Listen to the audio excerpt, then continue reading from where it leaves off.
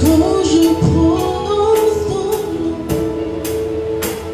toute chaîne se brise. Je sais que tu peux tout faire. Jésus, juste le son de ton nom fait tellement mal lorsque je prononce ton nom. Tous ensemble, tu es ici, rempli de grâce, sauveur, avec un cœur de paix, ce qu'il me faut, tu es ici, avec tes bras pour guérir, par la puissance de l'Esprit, ce qu'il me faut, dis encore, tu es ici, rempli de grâce,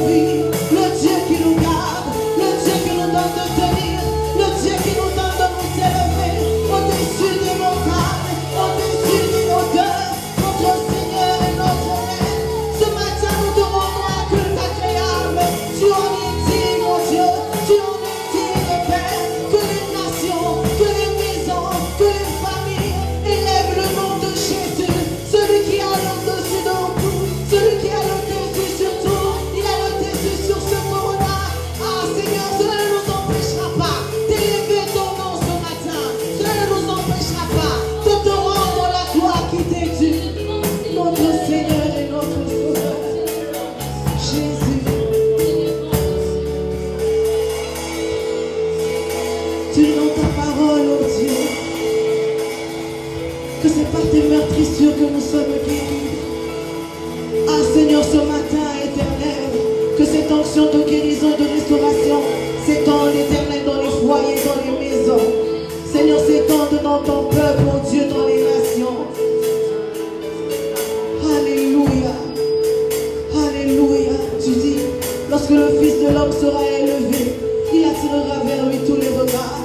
Seigneur, que ce matin, que tous les regards soient fixés sur toi. Seigneur, oh Dieu de grâce, que tout soit fixé sur toi et reconnaisse ta grandeur, reconnaisse ton action, reconnaisse, oh Dieu de grâce, ta puissance. Nul n'est comparable à toi, nul n'est semblable à toi, notre Dieu. Béni soit ton Saint-Nom, béni soit ton Saint-Nom. Jésus, Jésus, personne ne fait comme toi.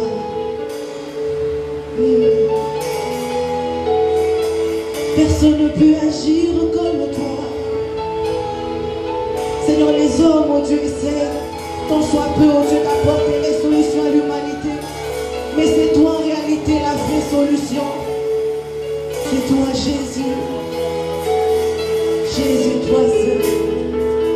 Only you can do what no man can do. Only you can say what no man can say. Only you can change any situation at all. Only you are able. That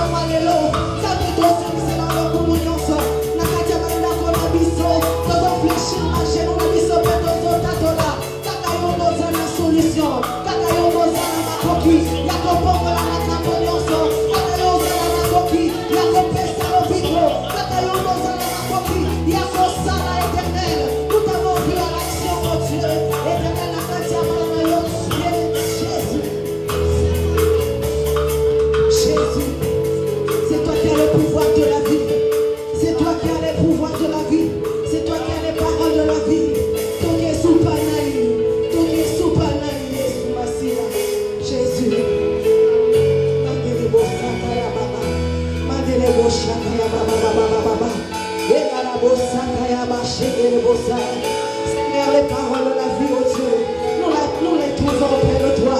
Nous les trouvons auprès de toi. Nathan Malelo, ce que vous sentez, Makatia Monte Malayo, que l'Ouest est comme j'ai une bonne nouvelle pour toi. C'est le Seigneur qui a les paroles de la vie. Jésus a les paroles de la vie mieux. C'est lui la vie. Il dit dans sa parole, je suis le chemin, la vérité et la vie. Que la vie te soit accordée ce matin. Alléluia.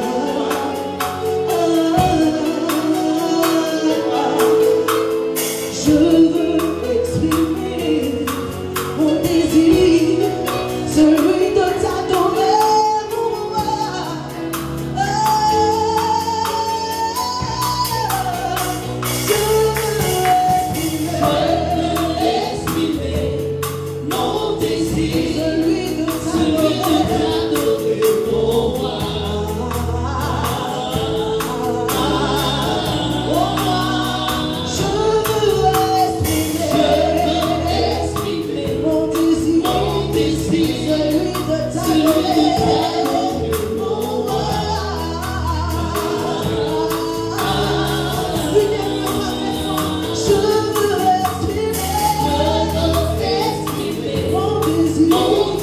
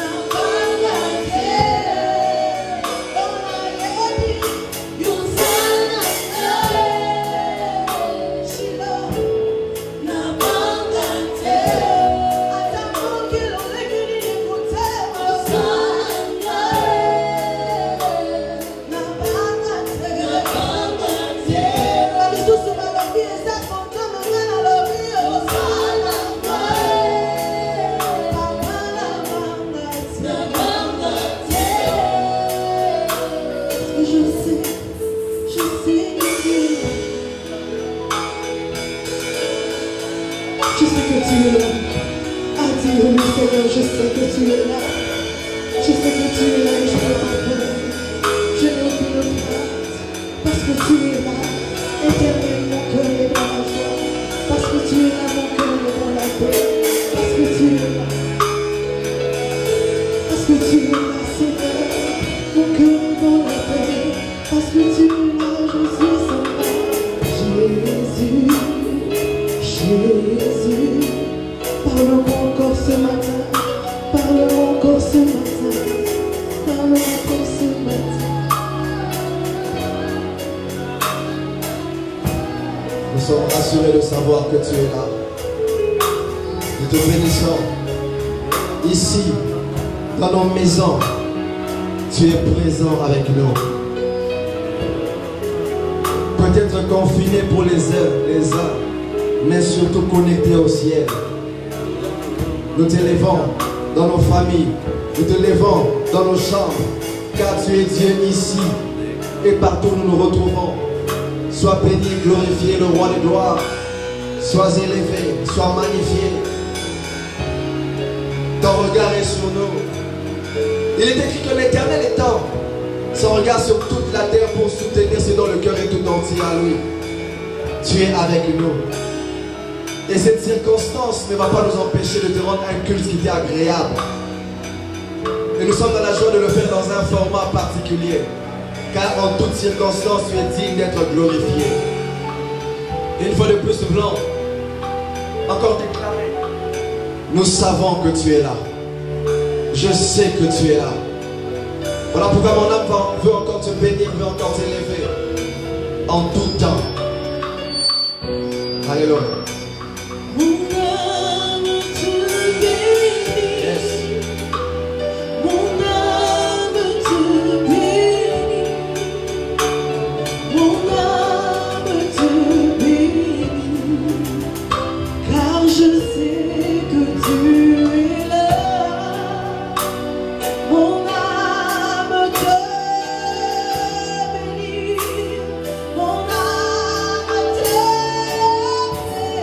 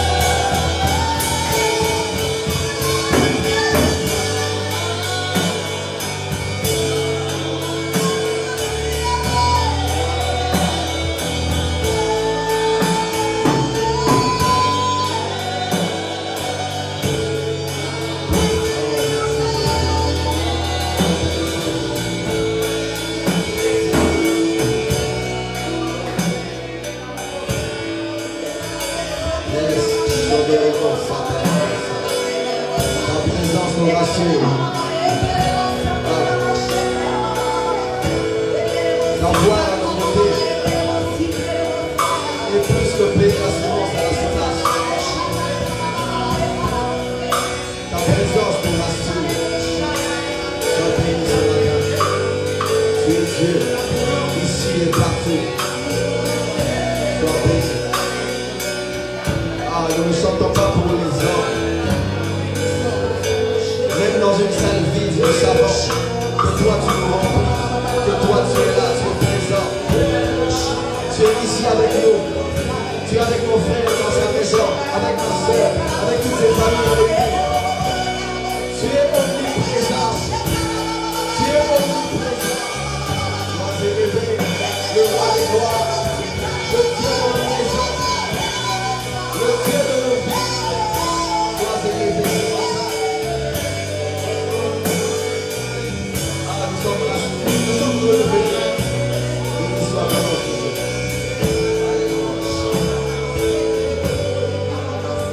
Sois honoré ce matin.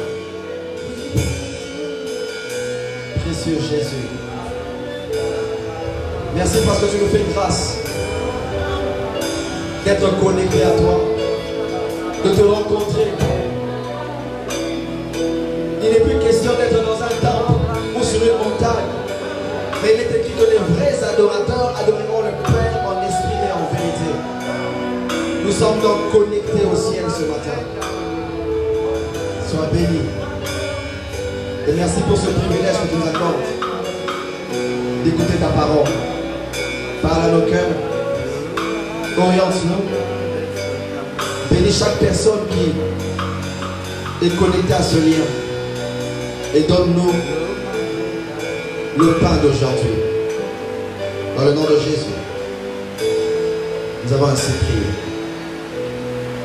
Amen. Que le Seigneur vous bénisse.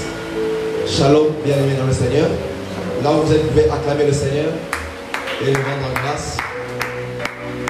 Notre Dieu est omniprésent, c'est ça l'avantage. Il n'est limité par aucun programme, par aucune structure, par aucune limite. Et je sais que là où vous êtes, le Seigneur est avec vous. Alors soyez bénis et recevez vos salutations. Cette circonstance, ce contexte ne va pas nous empêcher de rendre un culte à Dieu. Et nous comprenons que la Bible déclare que toutes choses concourent au bien de ceux qui aiment Dieu et qui sont appelés selon ses desseins. Et nous croyons que dans ce contexte, le Seigneur peut nous visiter particulièrement. Alléluia. Frères et sœurs, au moment où nos réunions sont suspendues, où les programmes ont changé, mais j'aimerais annoncer à quelqu'un que le programme de Dieu n'est pas suspendu, que le calendrier de Dieu ne s'est pas arrêté. Les portes de nos temples sont peut-être fermées, mais la porte des cieux n'est pas fermée. Et nous sommes heureux de savoir que le réseau céleste est opérationnel. Et comme je le disais, peut-être confiné pour les uns, mais pour tous, nous restons connectés au réseau céleste. Étant donné que nous sommes dans un contexte particulier, nous allons rebondir sur cette réalité afin de communiquer la pensée que le Seigneur a déposée dans nos cœurs, et je crois que nous serons énormément bénis. Et la pensée que j'ai intitulée, que je vous propose dans ce jour, je l'ai intitulée « Ce que le Covid-19 nous enseigne ». Ce que le Covid-19 nous enseigne.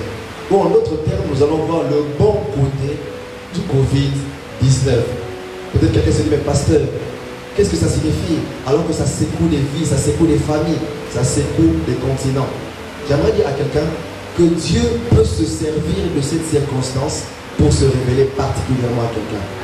Souvenez-vous des apôtres qui étaient dans la barque et qui devaient rejoindre l'autre rivage, l'autre rive, alors qu'ils voyaient un vent qui était contraire, ils ont aperçu Jésus marchant sur les eaux.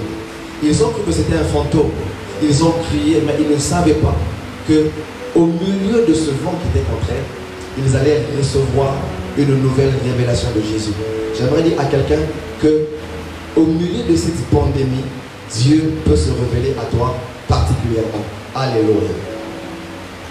Voilà pourquoi nous ne pouvons pas rester insensibles face à l'actualité du monde, face à ce virus qui est en train de terrasser les continents, terrasser les gouvernements, qui est en train de secouer le monde, les familles.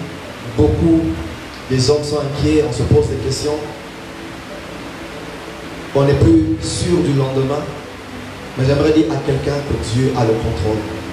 Dieu n'est surpris par rien. Ce virus, frères et sœurs, n'a pas peur des frontières, n'a pas peur des pays, n'a pas peur de la position qu'occupe chaque pays. Il souffle partout. Mais là où le monde crie tragédie, le Saint-Esprit nous inspire des stratégies afin que nous puissions marcher dans la volonté de Dieu et faire ce que Dieu attend de nous. Et voici quelques points que ce virus, que cette pandémie est en train de nous enseigner. La première chose est celle-ci. Cette pandémie nous enseigne que l'homme n'est pas maître de son destin. Ce vent qui souffle nous enseigne que l'homme n'est pas maître de son destin. Frères et sœurs, vous qui me suivez, vous allez prendre compte qu'on peut bien s'organiser. On peut faire des plannings, on peut faire des projections, on peut faire des provisions. Mais nous avons tous été surpris par ce vent qui est en train de souffler et qui est en train de secouer le monde. Il y a des gouvernements qui avaient voté des budgets, qui faisaient des plannings, mais ils sont en train de vivre des imprévus. On est en train de faire des réformes, en train de changer certaines choses, simplement parce qu'il y a un visiteur imprévu qui est en train de souffler, en train de déstabiliser. On peut être une grande puissance, on peut avoir beaucoup d'argent, on peut être grand dans ce monde, mais ce virus nous enseigne que l'homme n'est pas maître de son destin. Il y a des familles qui avaient fait des programmes. Je connais des gens qui devaient se marier ce week-end, mais qui ont dû tout bouger, tout modifier, parce qu'ils avaient planifié la date de leur mariage, mais ils n'avaient pas planifié ce qui allait arriver. Les écoles ont fermé. Les églises sont obligées de modifier leur programme. Nous ici à EVC, on avait des programmes, mais on a dû bouger toutes choses, parce que même ce vent a soufflé. Des familles ont modifié leur programme à cause de ce vent. On ne peut plus circuler librement. On est soumis à certaines pratiques pour être préservé de ce qui se passe. L'homme n'est pas maître de son destin. Il est important que tu saches qu'il y a quelqu'un qui est au-dessus de toutes choses. Que Dieu a le contrôle et qu'il n'est surpris par rien. La Bible déclare ceci dans le psaume 103, verset 19. L'Éternel a établi son trône dans les cieux et son règne domine sur toutes choses. J'aimerais te rassurer que certes l'homme n'est pas le maître de son destin, mais que Dieu est le maître des temps et des circonstances. Il règne sur toutes choses, il est au-dessus de tout et c'est lui qui a les derniers mots. Lisez avec moi une histoire merveilleuse dans la Bible qui m'a toujours interpellé. Nous sommes dans Luc chapitre 12, versets 15 à 21. Là où vous êtes, vous pouvez ouvrir votre Bible. Dans Luc chapitre 12, versets 15 à 21, la Bible déclare ceci. C'est une histoire que nous connaissons. Et combien est-ce qu'elle nous interpelle? Il est écrit. Puis il leur dit, Luc 12, 15, puis il leur dit, gardez-vous avec soin de toute avarice, car la vie d'un homme ne dépend pas de ce bien, fût-il dans l'abondance. Et il leur dit cette parabole. Les terres d'un homme riche avaient beaucoup rapporté. Et il raisonnait en lui-même disant, que ferai-je? Car je n'ai pas de place pour serrer ma récolte. Voici, dit-il, ce que je ferai. J'abattrai mes greniers, j'en bâtirai de plus grands, j'amasserai toute ma récolte et tous mes biens. Et je dirai à mon âme, tu as beaucoup de biens en réserve pour plusieurs années. Repose-toi, mange, bois et réjouis-toi. Mais Dieu lui dit, insensé, cette nuit même, ton âme te sera redemandée. Et ce que tu as préparé pour qui cela sera-t-il? Il en est ainsi de celui qui amasse des trésors pour lui-même et qui n'est pas riche pour Dieu. Amen. Que le Seigneur bénisse sa parole. On nous parle d'un homme qui avait fait une grande moisson, qui avait une grande récolte, qui avait plusieurs biens, au point où ceux qu'il gagnait n'avaient plus de place dans ses greniers. Et il a commencé à se parler à lui-même en disant que je peux me reposer. J'ai suffisamment de la provision pour aujourd'hui, pour demain. En d'autres termes, ce que j'ai amassé est une sécurité pour moi. Ce texte ne veut pas dire que nous ne devons pas prévoir. Ce texte ne veut pas dire que nous ne devons pas faire des provisions. Nous devons nous organiser, nous devons planifier, c'est important. Dieu lui-même nous enseigne dans la création comment est-ce qu'il a créé chaque jour en fonction d'un planning qu'il avait déjà. Mais bien plus au-delà du planning, cet homme pensait que sa sécurité était dans sa richesse, était dans sa force. Et de même, il y a des gens qui s'appuient sur ce qu'ils considèrent comme étant une richesse. Il y a certains qui pensent qu'avec leur diplôme, ils peuvent affronter la vie et être en sécurité. Il y a de ceux qui pensent qu'à cause de leur beauté, à cause des relations qu'ils ont, ils sont en sécurité. Il y a des personnes qui pensent qu'à cause de leur force, de leur capacité, qu'ils peuvent assurer la vie. J'aimerais dire, tout ce que tu peux posséder, tes acquisitions, ne peuvent pas sécuriser ta vie, car tu n'es pas maître de ton destin. Cet homme avait oublié qu'au-delà de la provision, que Dieu est au-dessus de tout. Et que valent toutes ces choses en face de la mort? Ce matin, le Seigneur me conduit à être très évangélique pour réveiller quelqu'un au travers de ce que ce virus, de ce que cette circonstance est en train de nous enseigner. Nous comprenons que si nous sommes atteints et que nous mourrons, tout ce que nous avons amassé va rester, parce que nous ne sommes pas maîtres. Dieu veut nous faire comprendre au travers de cette histoire que la meilleure richesse, c'est d'avoir Jésus dans nos vies.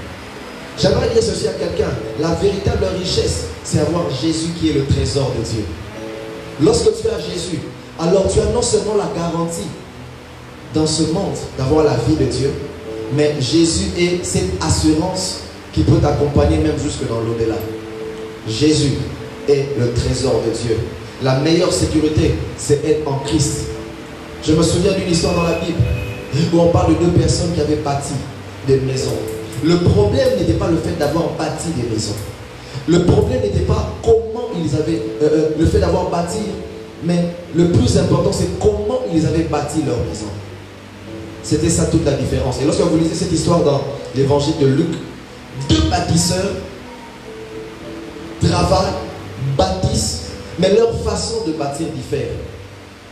Et pour l'un, il est dit ceci, qu'il a creusé, qu'il a encore creusé jusqu'à trouver les rocs et il a commencé à bâtir.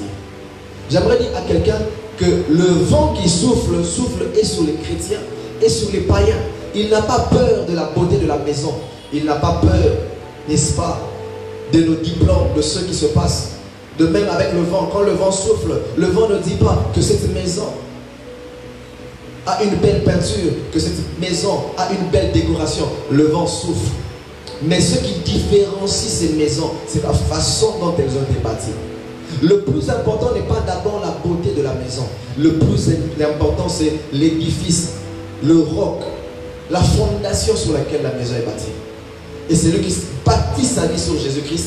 Quand le vent souffle, il est en sécurité. J'aimerais dire à quelqu'un, bâtis ta vie sur Jésus-Christ. Bâtis ta vie sur le fondement, sur le roc qui est Jésus. Non seulement que Jésus te rassure maintenant, mais il te rassure aussi dans l'au-delà. Si tu n'as jamais donné ta vie à Jésus, voici l'opportunité. Donne ta vie à Jésus. La deuxième vérité ou le deuxième enseignement que nous puisons au travers de cette pandémie, au travers de ce vent qui souffle, je le présente en ces mots.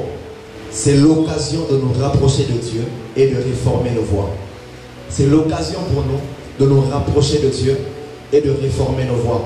Quelqu'un dira, mais pourquoi seulement attendre ce moment pour se rapprocher de Dieu? Ce n'est pas sincère. Nous disons que Dieu est le maître de toutes circonstances. Nous disons que Dieu parle tantôt d'une manière, tantôt d'une autre. Il peut utiliser aussi cette actualité pour rapprocher quelqu'un de lui.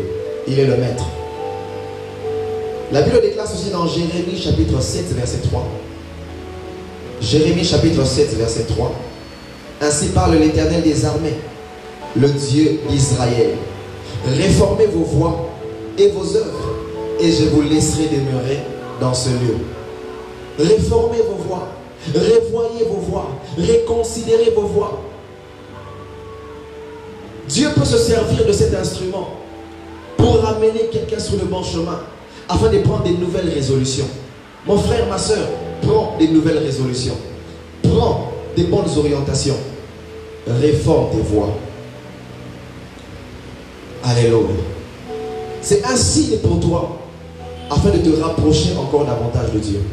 C'est un signe pour le monde. C'est un signe pour nous. Dans Genèse chapitre 31, verset 1, on nous parle de Jacob. Frères et sœurs, ceux qui attirent mon attention, ce sont les signes sur lesquels Jacob s'est appuyé pour quitter la maison de Laban. La Bible déclare que Jacob entendit les paroles des fils de Laban. Et plus loin, la Bible dit que Jacob vit le visage de Laban qui n'était plus le même envers lui, comme cela fut le cas auparavant. Et quand Jacob a entendu, et quand Jacob a vu, Jacob a compris qu'il était temps pour lui de quitter la maison de Laban. Qu'il était temps pour lui de bouger et de retourner dans la maison de son père. Et il a entendu la voix de Dieu qui allait dans la même direction que les signes qu'il avait reçus.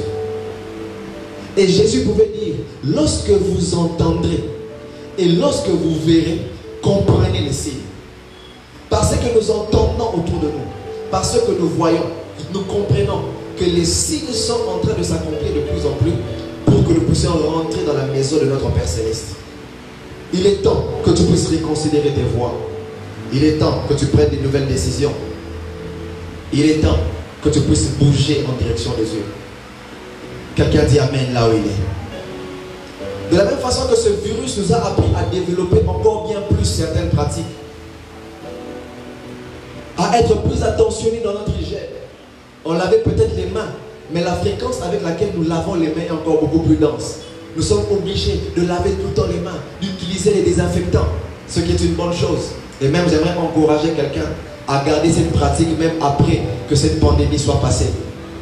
C'est bien pour notre santé. À être beaucoup plus regardant, à mettre en pratique les conseils que l'on nous donne pour nous préserver. C'est important. J'insiste, il est important que nous puissions le faire. Ce confinement, ce Covid a permis à ce que plusieurs personnes se retrouvent dans leur famille, que l'on ait plus de temps. Il y a aussi le bon côté où un homme qui était tout le temps sorti peut avoir du temps pour sa femme, pour sa famille, le temps de parler.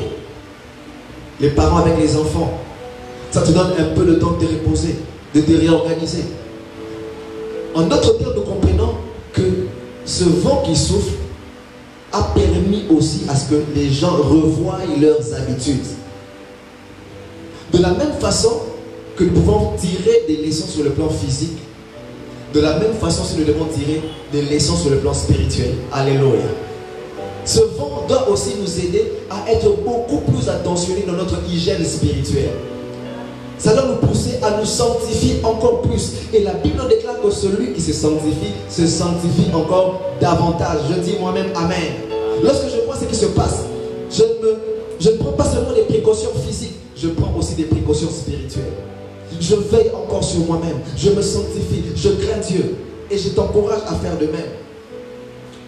Sois un homme des principes. Ce vent, autant qu'il permet que certaines familles se rapprochent, ce vent aussi permet à ce que plusieurs chrétiens se rapprochent de leur Dieu. Le temps libre que tu as, ce n'est pas un temps pour toi de rester à la maison, de suivre toutes les séries que tu rates lorsque tu es au cours, de suivre toutes les séries que tu rates lorsque tu es au travail. Non, c'est un temps pour toi de lire encore la Bible. Lis les chapitres, lis les versets, apprends encore plus de Dieu. Ce temps nous apprend à rester spirituel, même lorsque le pasteur n'est pas là, même lorsqu'il n'y a pas de programme à l'église. Restez connectés à Dieu. Souvenez-vous de Daniel. Daniel était loin du temple, à Babylone, mais la Bible déclare qu'il priait régulièrement. J'aimerais dire à quelqu'un, Daniel était loin du temple, mais Daniel n'était pas loin de Dieu. Joseph était loin de la maison de son père, mais il savait que devant la femme de Potiphar, il n'était pas loin du regard de Dieu. Dieu est avec toi. Apprends à te rapprocher de plus en plus de Dieu. Apprends à réformer tes voies. Et j'aimerais dire à quelqu'un, abandonne cette vie de péché. Si tu es dans le péché, abandonne. Dis-toi que c'est une occasion de répartir à nouveau, de rebondir, de prendre de nouvelles orientations. Abandonne le mensonge, abandonne l'impudicité. Si tu vivais dans le péché, abandonne la vie de péché. Car il est important de comprendre ceci, que le péché est plus dangereux que le Covid-19. Le péché est plus dangereux que le Covid-19. J'aimerais dire à quelqu'un que cette pandémie sera maîtrisée. J'aimerais rassurer à quelqu'un que ce vent passera. On trouvera des médicaments. Et même des remèdes sont déjà en train d'être trouvés. Mais le seul remède contre le péché, c'est le Seigneur Jésus. Cette pandémie peut être soignée. Cette maladie peut être traitée. Mais si tu meurs à cause de ton péché, eh bien, cette conséquence te suivra non seulement dans le temps, mais aussi dans l'éternité. Alors rapproche-toi de Jésus. Même si tu venais régulièrement à l'église, même si tu peux suivre toutes les prédications, tu as suivi les connexions, les messages qui sont faits sur le live de toutes les églises. Si tu n'as jamais donné ta vie à Jésus, alors ta vie sera la même. Peut-être que tu fréquentes une église, mais comprends ceci, qu'il est possible de franchir régulièrement la porte de l'église sans être passé par la porte qui est Jésus. Passe par la porte qui est Jésus. Réformez vos voies. Réformez vos voies. Et je l'ai dit peut-être précédemment, mais j'aimerais le couler dans ce troisième point, le dernier, par rapport à ce que ce Covid-19 nous apprend, nous enseigne. Il nous apprend à dépendre de plus en plus de Dieu. Et non d'un système, et non des hommes, et non d'une organisation. Il nous apprend à dépendre de plus en plus de Dieu. Nous ne le faisons pas parce que ce vent a soufflé. Mais ce vent aussi est un instrument que Dieu peut utiliser pour nous rapprocher de lui et apprendre à dépendre de plus en plus de Dieu. Maintenant qu'il n'y a pas de programme hebdomadaire, de programme régulier dans l'ancien format, nous devons comprendre que temple ou pas temple, Jésus-Christ reste le même. Apprends à dépendre de plus en plus de lui, à développer une communion profonde. Peut-être que cette mesure peut se prolonger ou pas. Mais Dieu n'est pas seulement le Dieu de ces quatre murs. Il peut être ton Dieu. Il dit, quand tu pries, entre dans ta chambre, ferme la porte. Le Dieu qui voit dans le secret te le rendra. Ton Dieu est d'abord le Dieu du secret. Apprends à dépendre de lui. Pas d'un pasteur. Pas de Daddy a dit, mon pasteur a dit. Mais qu'est-ce que Jésus te dit? Développe un moment d'intimité. Souvenez-vous de l'histoire de Marthe et de Marie. Jésus était dans leur maison. Jésus était là. Marthe se préoccupait à servir le maître. Mais Marie était au pied du maître. Et Jésus a dit ceci à Marthe. Marthe, tu te préoccupes pour peu de choses. Servir les maîtres est une bonne chose. Mais il y a des moments où il faut arrêter l'activité pour se tourner dans l'intimité avec le maître. Parce que tu ne peux pas mieux servir le maître si tu ne le fais pas tel que le maître l'aime. Et quand tu es en intimité, lorsque tu es au pied du maître, tu recevras les principes qui vont t'aider à servir le maître comme il aimerait que tu puisses le servir. Être au pied de Jésus, dépendre de lui. Dépendre de Jésus pour l'écouter. Voilà pourquoi ce temps, rapproche-toi encore de lui. Parce qu'il a ce qu'il faut pour toi dans cette saison. J'ai appris qu'il est important de manger un fruit dans sa saison. Parce que le fruit regorge ou renferme les éléments nutritifs qui peuvent t'aider à traverser cette saison. Et j'aimerais dire à quelqu'un que dans cette saison particulière, il y a aussi une provision particulière pour toi au pied de Jésus. Approche-toi de lui afin qu'il te donne ce qu'il faut pour cette saison. Je finis avec cette histoire. Nous sommes dans Genèse chapitre 41. La Bible nous fait voir qu'il y avait une grande crise qui avait frappé le monde. Une grande crise, une grande famine, au point que des mouvements se faisaient. Des gens se déplaçaient de leur contrée pour venir en Égypte. Parce qu'il y avait une période de vaches grasses qui avait pris fin et la période de vaches maigres avait commencé à frapper. Et la famine était tellement grande que tout le monde savait qu'il y avait la provision en Égypte. Mais pourquoi est-ce qu'il y avait la provision en Égypte? Parce qu'il y avait un homme qui avait maîtrisé la situation. Cet homme s'appelait Joseph. C'est lui qui avait résolu l'énigme que Pharaon avait vue. Et c'est lui qui avait donné la sagesse qu'il fallait appliquer pendant cette saison. Et la Bible déclare que le temps de famine était arrivé comme Joseph l'avait prédit. Le véritable Joseph, c'est le Seigneur Jésus-Christ. Il est le Joseph par excellence. De la même façon que la famine que Joseph avait eu à prédire s'était accomplie, j'aimerais te rassurer que cette pandémie, que toutes les crises que nous traversons, le Seigneur avait déjà parlé de cela. Voilà pourquoi il n'est surpris par rien. Mais il est la solution et il a ce qu'il faut pour que tu puisses mieux traverser cette saison. Ah, j'aime ces choses. Et qu'est-ce qui se passe? Alors que les gens venaient vers Pharaon, Pharaon dit ceci. Non, non, non, non, non, ne venez pas vers moi. Allez vers Joseph. Genèse 41, verset 54 et 55. La Bible dit, quand tout le pays d'Égypte fut aussi affamé, le peuple cria à Pharaon pour avoir du pain. Pharaon dit à tous les Égyptiens, allez vers Joseph et faites ce qu'il vous dira. J'aimerais te dire ceci, que Pharaon c'est l'image de Dieu dans ce contexte.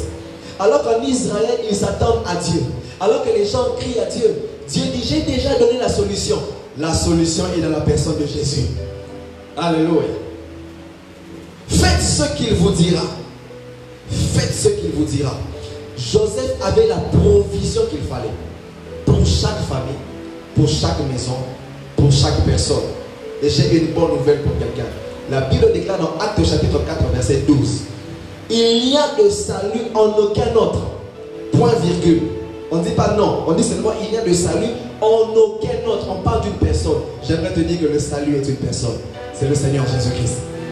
Quand il entre dans la maison de Zachée, il dit Zachée, aujourd'hui le salut est entré dans ta maison. Toi qui me suis, qui m'écoutes maintenant, je déclare que non seulement que le salut dans la dimension de la vie éternelle entre chez toi, mais le salut aussi c'est le secours que tu attends de Dieu maintenant. Reçois ce secours au nom de Jésus. Et quand celui qui s'appelle le salut entre, il te secoue dans ta santé. Il te secoue dans tes problèmes. Il te secoue dans tes difficultés. Il te secoue dans tes points d'interrogation. Et il te donne la provision dont tu as besoin. Reçois cette provision. Oh, j'aimerais te rassurer ceci, que le stock de Jésus ne connaîtra jamais de rupture. Aïe, aïe, aïe, aïe, aïe. Le stock de Jésus ne connaîtra jamais de rupture. Le dépôt de Jésus ne sera jamais en rupture de stock. Ce qui est merveilleux, Jésus n'a pas seulement la provision en termes de la vie éternelle, il a aussi la provision de la santé, il a la provision en termes de difficultés, il a la réponse qu'il te faut. Et dans cette nouvelle saison, où le monde est en panique, nous sommes rassurés auprès de Jésus, dépendons de lui, et nous vivrons sa provision. Que le Seigneur vous bénisse. Nous allons encore prier, alors que nos amis monte. Pendant ces quelques minutes, je veux que tu pries avec moi. Dieu t'a parlé. Nous allons chanter ce cantique, le pilier qui soutient ma vie. Et tu vas d'abord prier pour ta propre vie. Le Seigneur dit, réformez vos voies. Et vous allez demeurer en cet endroit. Vous serez fixés, vous ne serez pas ébranlés. J'aimerais que tu revoies ta marche. Que tu prennes des nouvelles résolutions avec le Seigneur. Et à la fin, nous prierons aussi pour ce vent qui souffle. Est-ce que tu peux élever ta voix? Ensemble avec les amis, nous sommes en train de prier, de parler. Et là où tu es, parle à Dieu. Parle à Dieu. Ça fait partie aussi du culte. Parle à Dieu. Nous avons besoin de Jésus. Prends des nouvelles décisions. Prends des nouvelles résolutions. Réforme tes voies. Nous te connaissons, mais Dieu connaît ta vie secrète.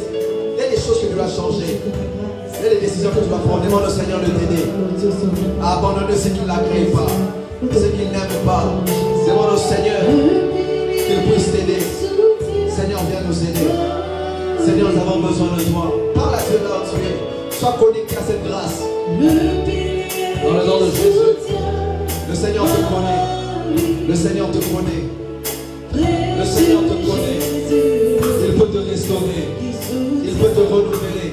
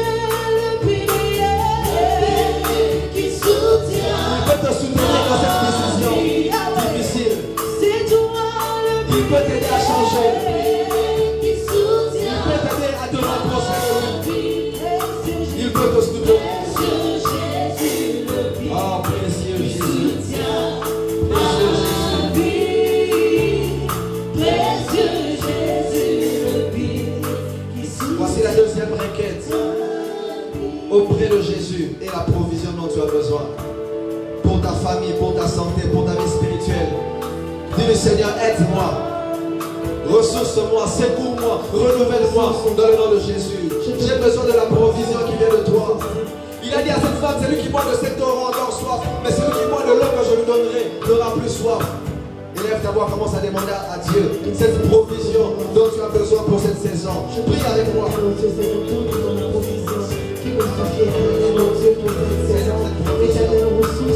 Ressource-moi, renouvelle-moi.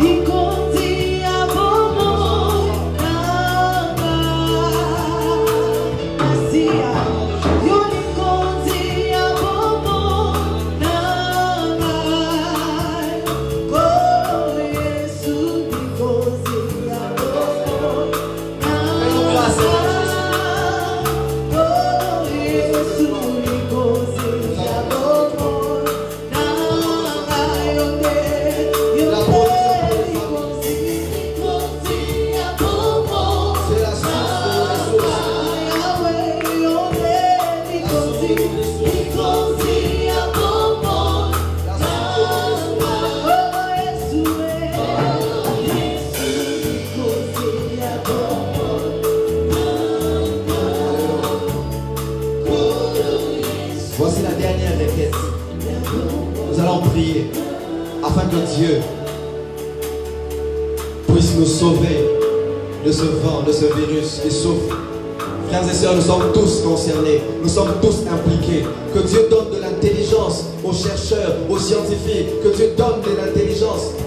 Parce que c'est de lui que viennent toutes ces choses, la sagesse et l'intelligence. Que des solutions soient trouvées, qu'il sauve des pays, qu'il sauve des nations.